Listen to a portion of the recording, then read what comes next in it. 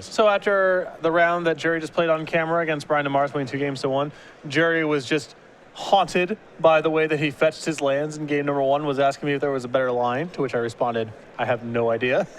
But when you're at 1 with a fetch land in play, no white mana, and you can't cast the Rhino, it's easy to go back and say, what could I have done differently? Absolutely. Award of the first tree off of Basic Forest is how we're going to start round number 11 here from Indianapolis. Majors down to 19, thanks to that windswept heath. So game 1, I like this matchup a lot from Thompson's side of the table. I think that Majors' deck is not appreciably more, or it's not fast enough to beat Gerry before Gerry gets his shop set up in most games. Post-board, when Majors get access to Evolutionary Leap, I think it's very different. I agree with you. Here's a beatdown. I think we're going to see a pump here of the Warden. Basic Plains is what Majors going to search up with that Flooded Strand. 3 damage will be dealt. And we'll be heading Gerry Thompson's way. Both these players with a lot of Open Series and Grand Prix success. 2 pretty good friends as well. Flew out to this tournament to get ready for the Pro Tour a couple weeks from now. Both constructed decks performing quite well. Both with 9-1 records at this point. Some solid testing getting in here. Neither player came in with buys. So they've had to play all 10 rounds. And there's a Reeve Soul. That's going to take care of the Warden of the first tree. Thompson getting that mana online. Get that die out of here. There's a Warden. Canopy Vista, I imagine, coming here from Michael, and it is. Where to put the die? Where to put the die?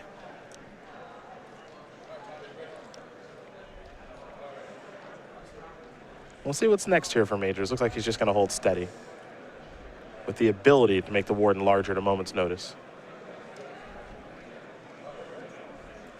Thompson going to draw.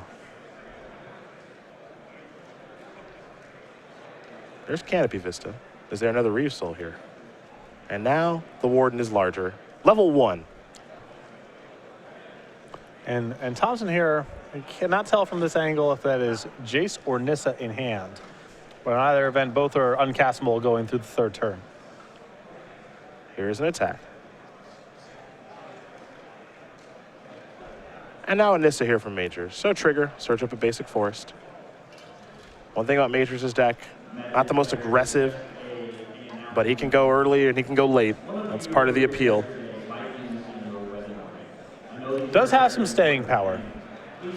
We saw him yesterday win some pretty protracted games against Esper. A deck where you feel, you know, once Esper gets through the first 6 or 7 turns of the game, should just be fine. But, you know, Hangerback Walker, Dem Protector, Nissa, this deck can hang around for quite a while.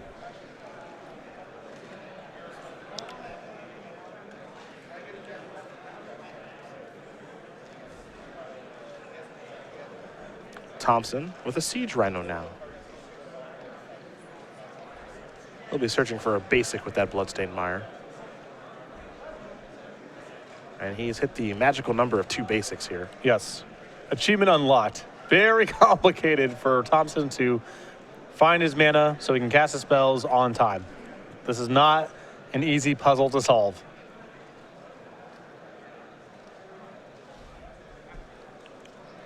Score appears to be 14-all at this point. Little friendly banter between the two. Maybe not so friendly. No. Friendly on the surface. But tension just underneath. Indeed. Like most human interactions. We're as good as the circumstances allow us to be.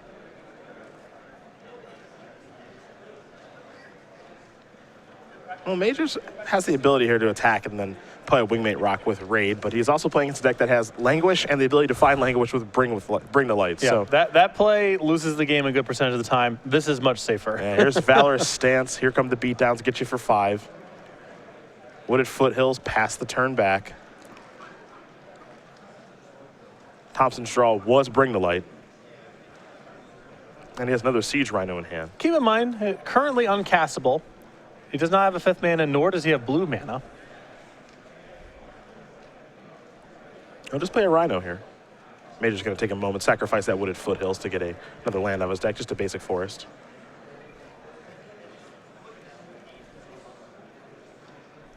Now we're going to head back Michael's way. You saw Gerry miss his land draw. A Plains the draw. And quite a few lands over there for Majors. Now Majors might be compelled to make a risky play because I don't think his hand allows him to do very much else. The other alternative he has here is to Seiko with the intent on flipping Nissa next turn and using all of his mana into the Warden, which I think is the line that Majors are going to take. Looks like Flooded Strand was the draw here for Thompson. And that's pretty much ideal because that allows him to bring to light for Languish if he's feeling so inclined. Wipes the board, keeps him with a Rhino. Thompson probably contemplating, can I get in for 4 points first before making this line?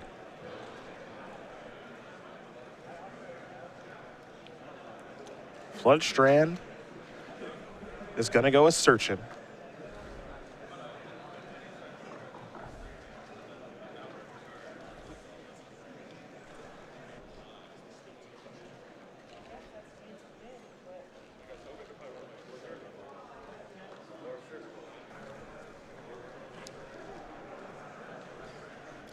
So even at this stage of the game where Gerry has 2 basic lands and he can kind of search for whatever, it's still somewhat complicated because he wants to make sure that he leaves enough lands in his deck that his other fetch lands can find down the line. So he's never left in a spot where he has a fetch land but nothing to go get.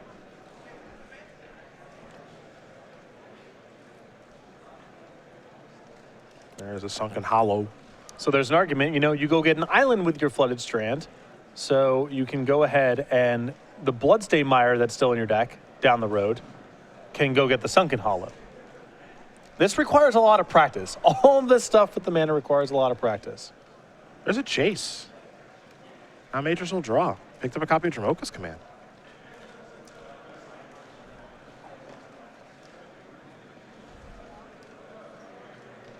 Thompson does have a copy of Abzan Charm in hand, so maybe he's trying to reel him in here. Yeah, get the whole turn out of him. Yeah.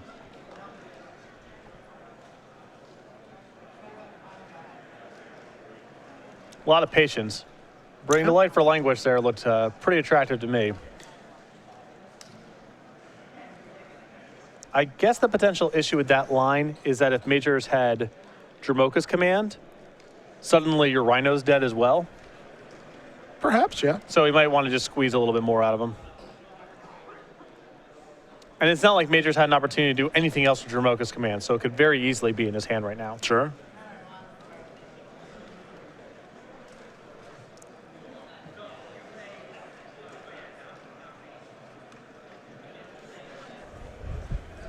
Oh, there is Plains. And this is flipping. We'll see how Majors wants to use his brand new Planeswalker.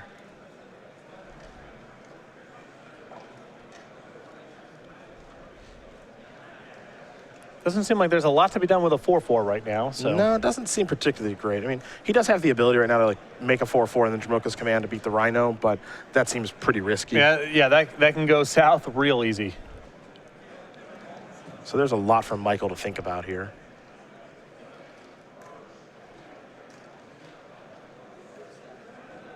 The easiest play is to just use the plus on Nissa, see what you reveal, and kind of go forward from there. But a lot of different things are enticing right now. It's pretty enticing to want to activate the Warden and bring it to the top rope and do that. But it looks like Majors is going to go with the 4/4. Gerry, more than happy to pass it along to him.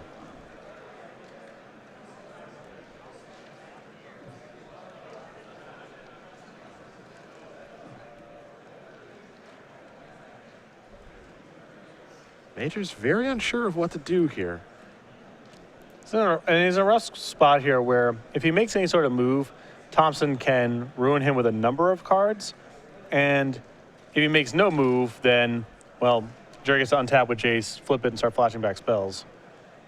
Dromoka's Command. It's going to give a +1/+1 counter and kill the Rhino. What's notable here is that token is now a 5/5. However, Jace is flipping and could be flashing back Abzan Charm.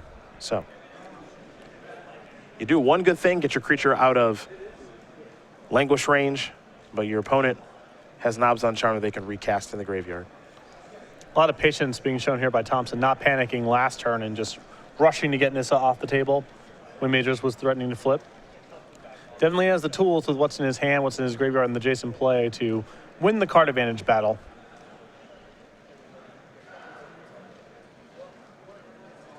There's an activation. Draw. Ugin's Insight. Haven't seen that one be cast yet this weekend. And currently not castable, as Thompson is without double blue. Seems extremely discardable then.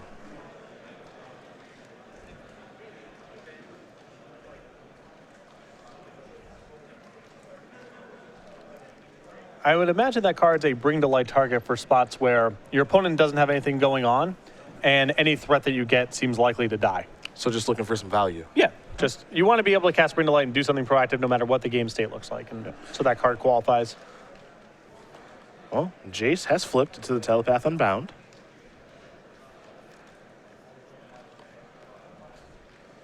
Now, these two played against each other at Grand Prix, New Jersey last year. And after talking to both of them, they had some real head games with each other during their match. So there's a little game inside the game here that they're playing. That's why you'll see a lot of smiles and banter. Gerry is very good at calibrating his demeanor at the table and how much conversation he has to what's going on with the opponent. Yeah. If you want to turn the game into that sort of thing, If you want to be a talker. Gerry's happy to turn the game into that sort of thing. Well, Gerry and I have gone a couple rounds with the talking battle and matches. I believe it. He'll play Bring the Light now. He's adaptable. Mm-hmm.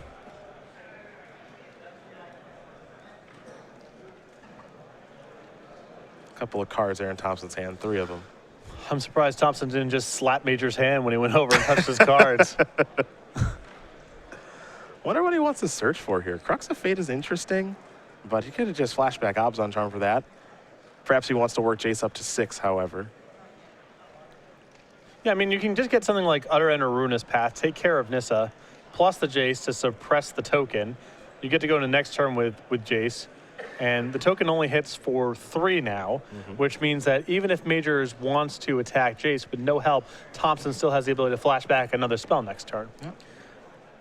And I think Gerry is setting this up in part because I think he has another Jace in his hand, so he sort of wants the first Jace to die, to extract a lot of resources out of Majors and then die.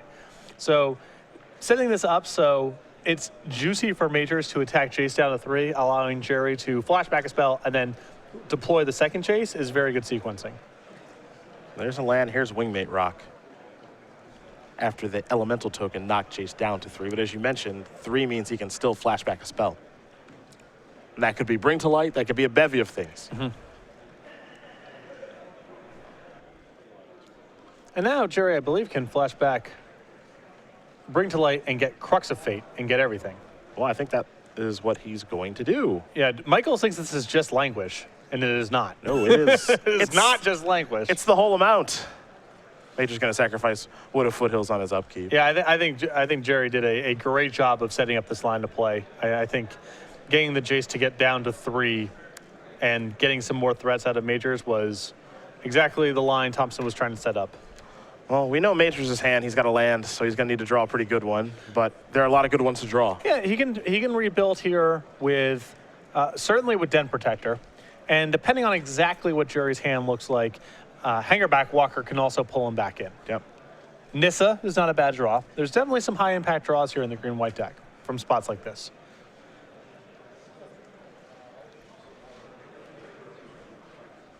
Well, we'll see what he finds. Wingmate Rock, not exactly what the doctor ordered. Reeve Soul the draw here for Thompson. Pretty good way to fill out the curve here. Seen worse turns. I'll take care of Wingmate Rock. Here's that backup Jace you mentioned. Warden of the First Tree, not a bad top deck. But Jace is going to be flipping. And we know that Thompson has answers, and Michael might not even cast it. I mean, if he casts it, it just gets Reeve sold or something. Yeah. So Majors may want to save it for a rainy day. Hope that he can set up a spot where he can play multiple spells in a turn and try to overwhelm the Jace flashback. But yes, the rainy day approach. put that one in the old savings account. Give it some time to mature. Polluted Delta will be sacrificed here by Thompson.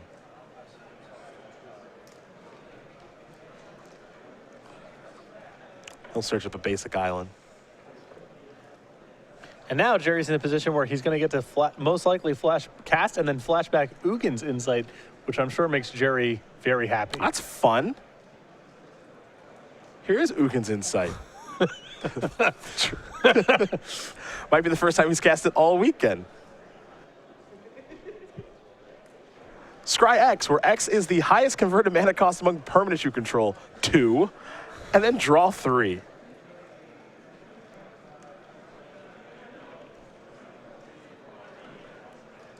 Typically going to be scrying 4 because of Siege Rhino. But here, only 2.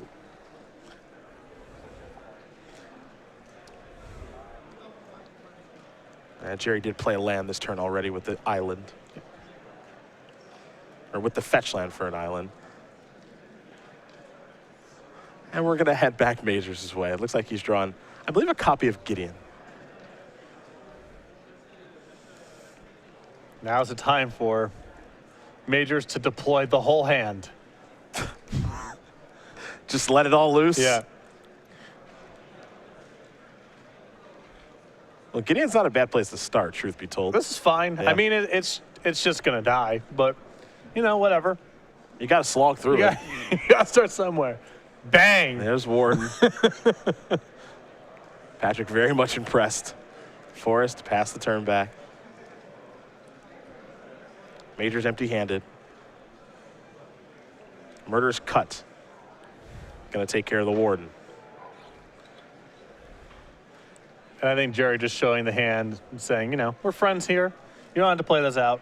Yeah, if you want to keep going, we can. Yeah, we can do this for a while if you want to, Yep. or we can save some time. Yep. It's your call. Michael says, I don't want to do this anymore. I've got some good options in my sideboard. Time is definitely a factor because these 2 decks are relatively slow. Also, Gerry is just going to sit here and make fun of me for the duration of this whole game. Also if I play true. it out. Also true. So there's a lot of reasons to concede. Yeah, that's exactly what Michael's going to do. So Gerry Thompson going to win game number 1 here over Michael Majors. 5-color Bring to Light up a game here over Green White Megamorph as the 2 friends doing battle. This means we're going to turn our attention to the sideboard. We're going to start with Majors, and he does have great options. If you were with us yesterday, you saw him grind down control decks into a pulp. 2 Silk Reps, 3 Arashan Clerics, 2 Whisperwood Elementals, 3 Evolutionary Leaps, a Mastery of the Unseen, a Radiant Purge, a Valor Stance, and 2 copies of Tragic Arrogance. Yeah, we know how this goes. I mean, we're going to see the Mastery of the Unseen, the 3 copies of Evolutionary Leap, and the 2 copies of Whisperwood Elemental for Majors to settle in and have more play in a long game. I think the 1 copy of Valorous Stance is on the fence of something that he could bring in. On the other side for Thompson, I know he's got a spicy board. We saw it last round. 2 Duress, 3 Radiant Flame, 2 Disdainful Stroke, 2 Encased in Ice, Slumgar's Command, a Slumgar of the Drifting Death, a Radiant Purge, and Anafenza the Foremost, and 2 copies of Ob Nixilis Reignited. I think the 2 copies of Ob Nixilis is great in this matchup. Majors is a slow creature deck where Ob Nixilis is going to shine the most.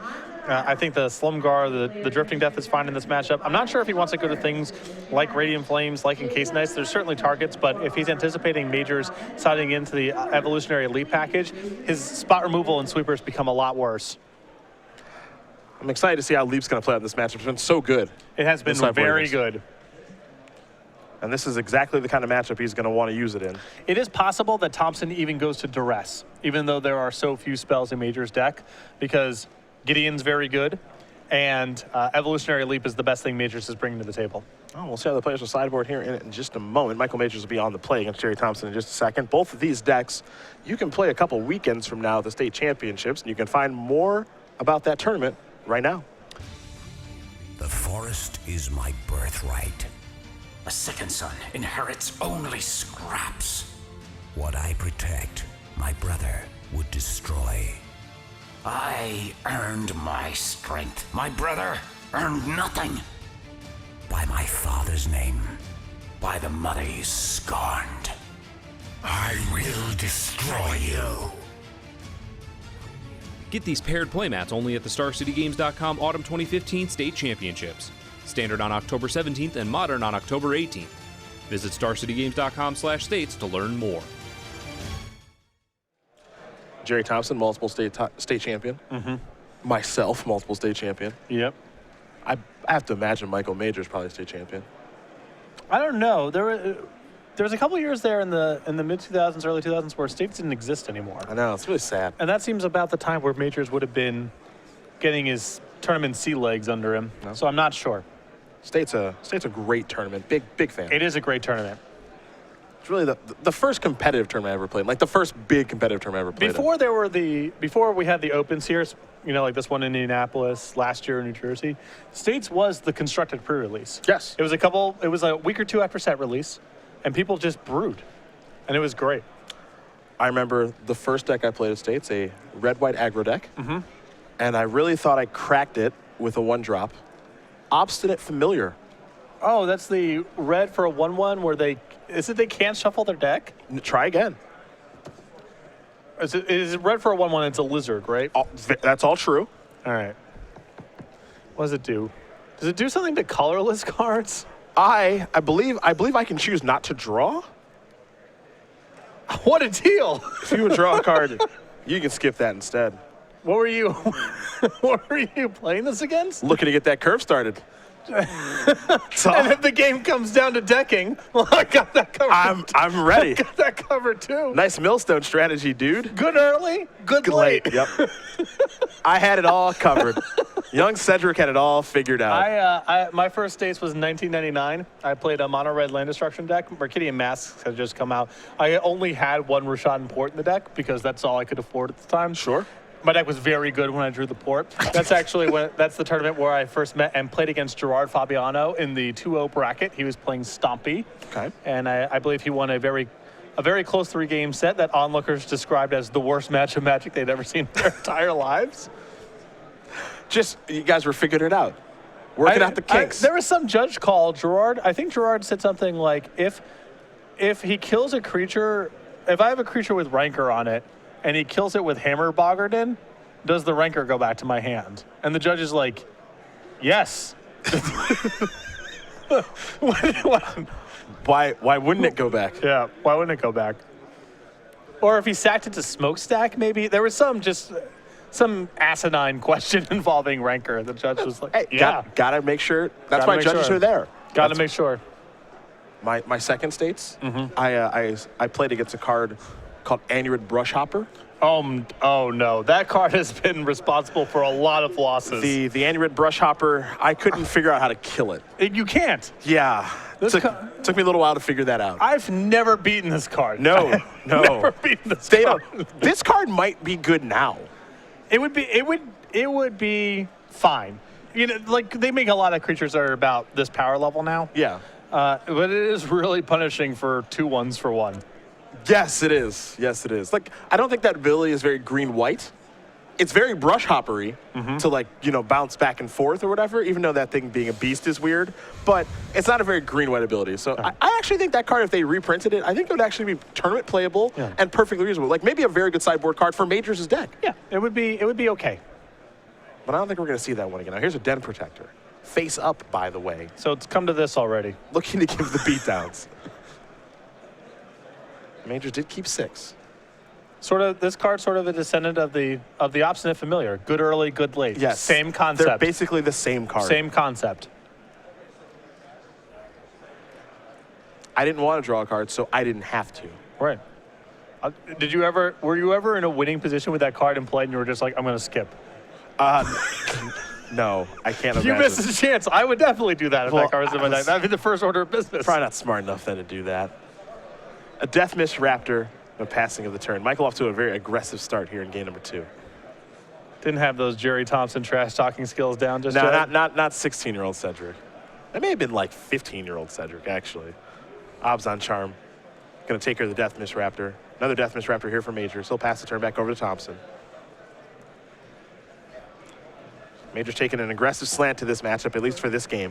Which is fine because that's what his hand's allowing him to do, but this is not the type of game he's very well suited to play. No, it's not really the kind of game that he wants to play here. He does not want to be a bad Atarka red deck, which is kind of the game plan he's playing right now. Again, his hand is what it is. He's doing the best he can with his cards, but this is not where Majors excels in the matchup. It's about getting onto the board a little bit and being able to go toe for toe with Thompson as the game proceeds while still getting him points of damage. Another Death Miss Raptor here in Michael's hand if he wants to cast it.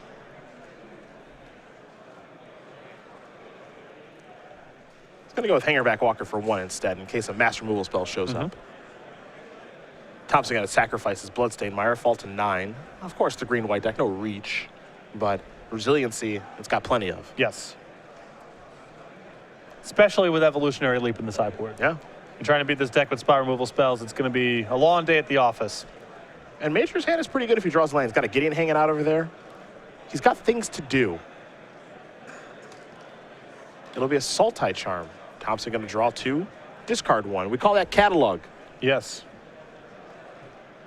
Discarding a Flooded Strand. Untap and draw. In case an ice has been found. In case a very good answer to Death Miss Raptor. A card that lines up very poorly if Majors has Evolutionary Leap. But without it, totally fine. Yep.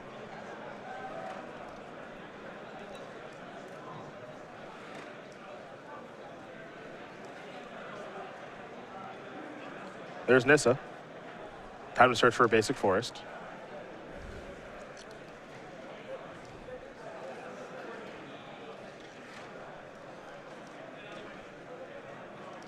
Yeah.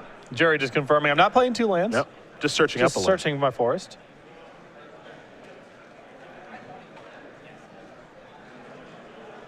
Almost time to go to the attack step here for Majors. Picked up another copy of Hangerback Walker. Also has a copy of Valorous Stance in hand. Looking to go to the attack step. I think Thompson's going to slow him down a touch. There's Encase and Ice.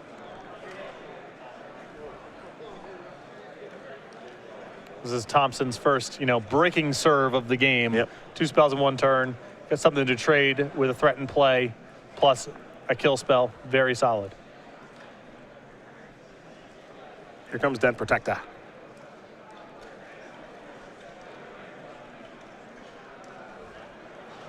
Nissa will trade.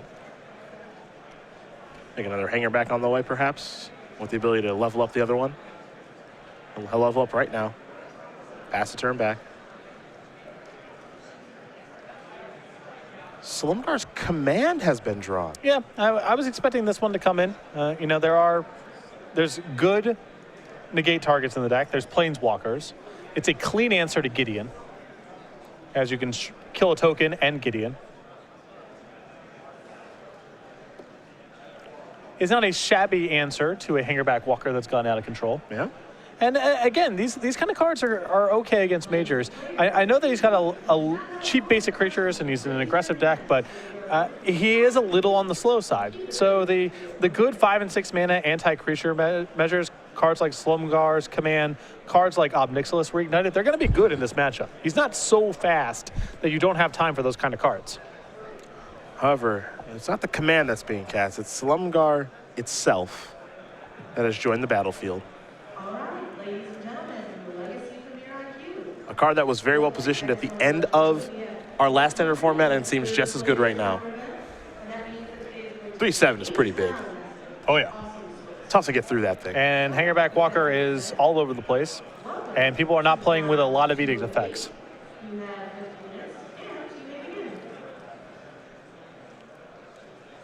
Major's draw was Hangerback Walker again.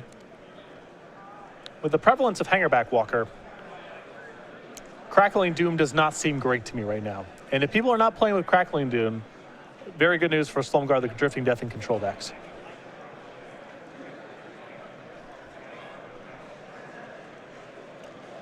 Majors just has to pass the turn back.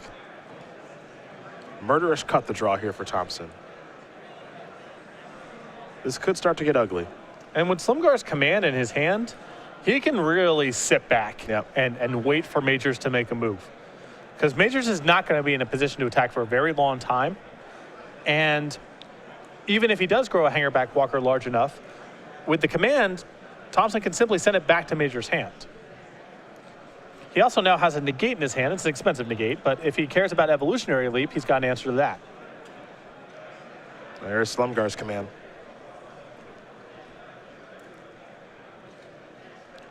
So I would imagine what's happening here is he's going to -3/-3, the 2/2 Hangerback Walker, with the intent of attacking with Slumgar, the drifting deck, getting all the tokens out of there. Probably bouncing the smaller one. Looks like he's going to bounce the bigger one. Okay. We'll get confirmation here. If he's bouncing the bigger one, I guess that means he's worried about Dromoka's command. Sure. Grow the Hangerback Walker, make you sacrifice an enchantment. It's a rough turn for Thompson. The Hangerback Walker is going to pop out some Thopters, and then Slumgar's going to kill them because that's what Slumgar does. And I guess it's all the same anyway, because it just results with one Hangerback Walker is dead, and one Hangerback Walker is back in your hand, so you might as well be safe and bounce the larger one. Doesn't have to get too greedy there, as there's no upside. Lumbering Falls is the land there for Thompson, leaving up just a Sunken Hollow. But that Sunken Hollow can do a lot because he has Murderous Cut in hand and plenty of cards in the graveyard. Majors finally drew land number 4 for Gideon, but it might be a little too late now. And I think that if you're trying to play against Green White Megamorph, you need, in the post-board games from the control side, you need to have something proactive to be doing. As we saw yesterday when Majors played against Esper, if you're sitting on your heels the whole game, Dent Protector, Death Disruptor, Evolutionary Leap, they're going to eat you up. You need to get something going and play a little bit of a tempo game with them. Murderous Cut's going to clean up that Hangerback Walker. A couple Thopters will be made here. But we know Slumgar's going to eat those. Those won't be on the battlefield for long.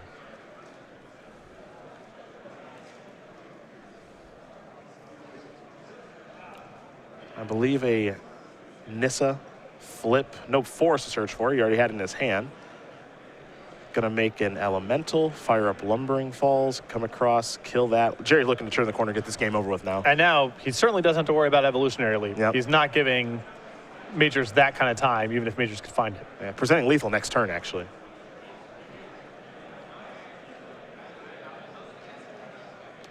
Not Gerry's first rodeo with this kind of deck. He seems really at home with what he's doing here. Great use of resources. He's been able to tap out most, Basically if not return. all, turns. Yep.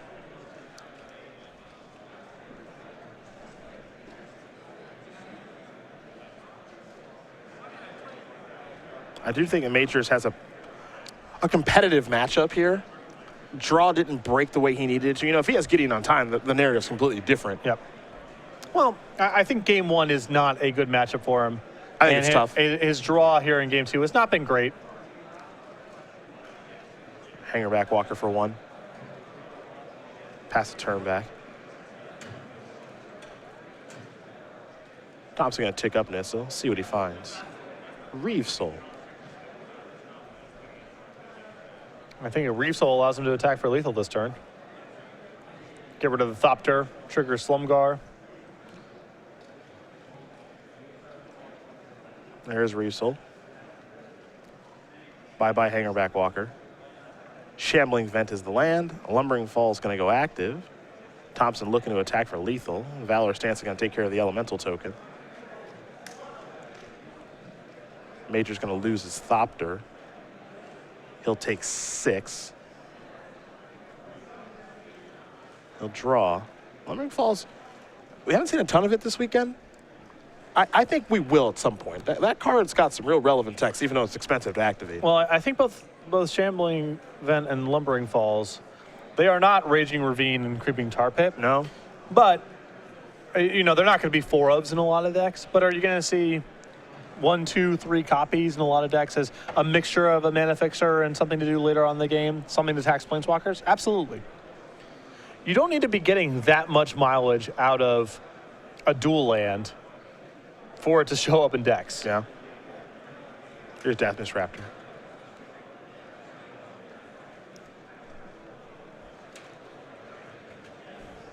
Murderous Cut will take care of that. And that'll take care of the match. Gerry Thompson going to win this match here over Michael Majors. 2-0. Thompson chilling in first place now with 5-color Bring to Light, taking down Green-White Megamorph. It's been an impressive display here for Gerry all weekend long. He was our first feature match of the day, and he might be our last if he keeps things going just like this. Major's deck there just not powerful enough, not fast enough. Yeah. You know, and that's, you know, the common criticism of mid-range strategies.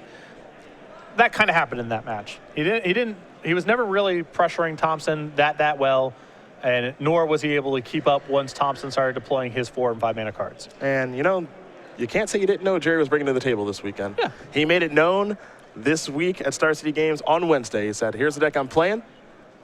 Chances of me audibling are pretty low unless someone comes up with something really unique, like what we saw happen with Brian DeMars, where he audibled from his kind of Obzon deck over to